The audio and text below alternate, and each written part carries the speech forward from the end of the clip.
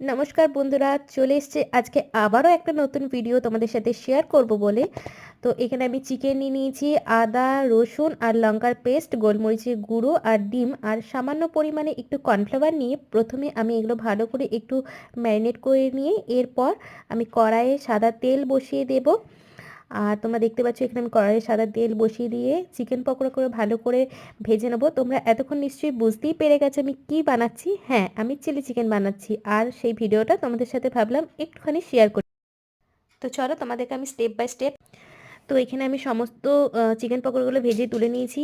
এরপর কড়াইয়ের মধ্যে আগে থেকে আমি পেঁয়াজ, ক্যাপসিকাম, লঙ্কা এগুলো সব কেটে রেখেছিলাম। এরপর এগুলি কড়াই একটু একটু করে দিয়ে আমি ভালো করে ভেজে নেব। আর সামান্য পরিমাণে আমি ভিনিগার দিয়েছিলাম যাতে এগুলো একটু তাড়াতাড়ি সেদ্ধ হয়ে যায়। এরপর যে পেস্টটা আমি তৈরি করে রেখেছিলাম আদা রসুনের, সেটা দিয়ে দিয়েছি। এরপর সামান্য পরিমাণে লঙ্কার গুঁড়ো দিয়ে দিয়েছি আর একটা সস বানিয়েছি। তো তার জন্য এখানে আমি চিলি সস, টমেটো সস আর সয়া সস এই তিনটেকে মিশিয়ে আমি একটা সস তৈরি করে দিয়েছিলাম আর সেটাই আমি দিয়ে দিয়েছি। এরপর আমি একটু সামান্য পরিমাণে জল দিয়ে দিয়েছি যাতে এটা একটু গ্রেভি টাইপসের হয়।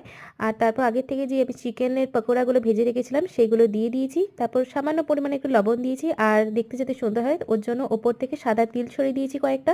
তো দেখো এখানে আমাদের চিলি চিকেন পুরো রেডি। তোমাদের যদি এরকম ভিডিও ভালো লেগে থাকে তোমরা অবশ্যই আমার চ্যানেলটা লাইক, শেয়ার, সাবস্ক্রাইব করে